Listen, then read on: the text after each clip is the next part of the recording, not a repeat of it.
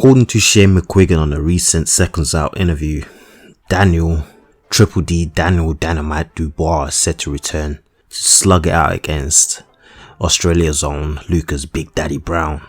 Yeah, I don't think I'm in the minority in saying, we can do without this fight.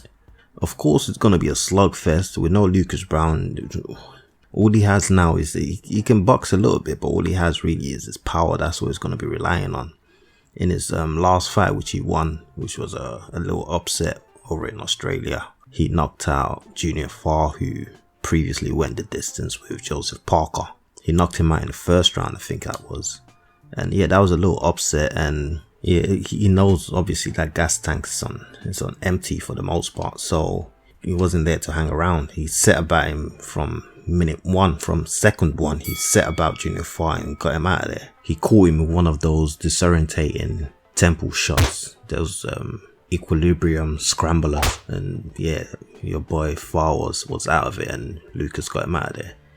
Anyways, the reason Shane McQuiggan gave for Daniel having to fight Lucas Browne is because obviously Daniel holds Lucas' old belt that he lost when he got popped for PEDs some years back. Daniel holds that belt. He won that belt off Trevor Bryan a few months back. I think that was in June on a Don King's promotions card, which Daniel had to resort to suing Don King in order to get his money.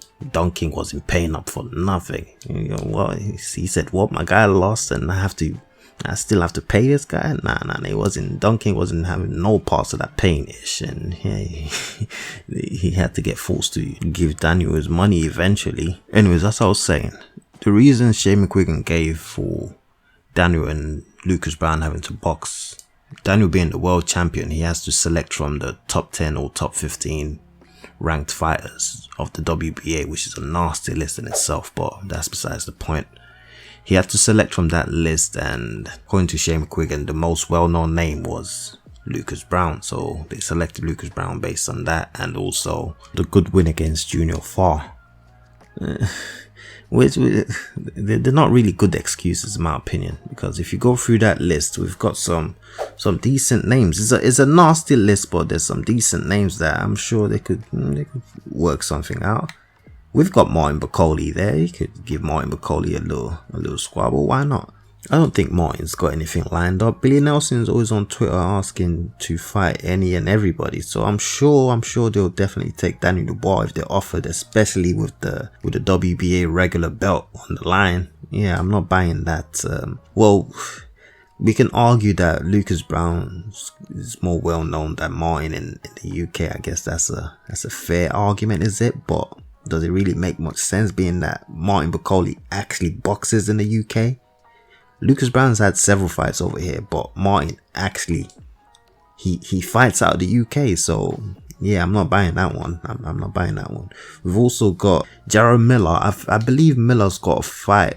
He's scheduled to fight somebody. No. Actually, Miller was supposed to fight Lucas Browne. I just remember this now. They were talking about some Miller versus Lucas Browne PED off. They were gonna have that over in. I think that was gonna happen in Dubai somewhere. They were gonna have a ped off, but yeah, I guess that's off the table now, and Lucas is gonna pop up over here in the UK and box Daniel Dubois.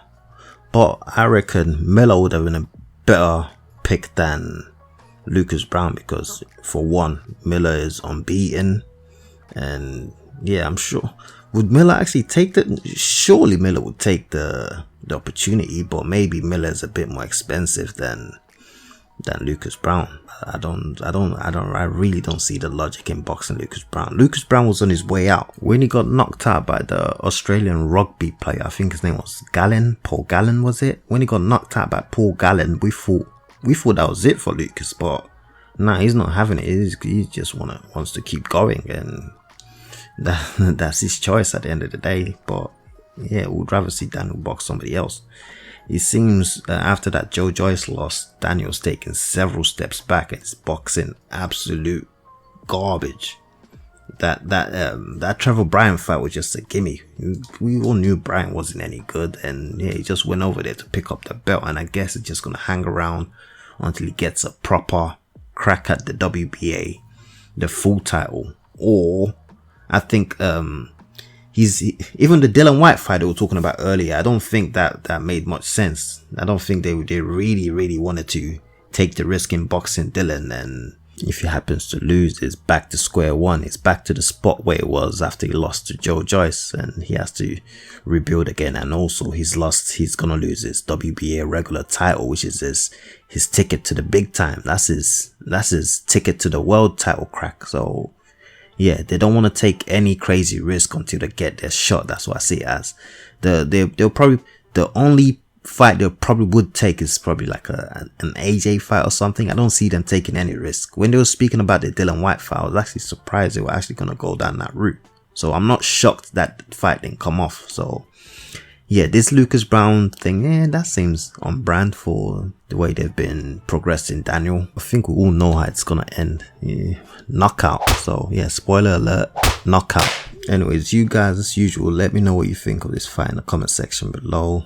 Like the video if you like the video, subscribe if you're new around here, have the notification bell turned on so you know exactly what's going on up here. The Twitter's !UK. I'm out.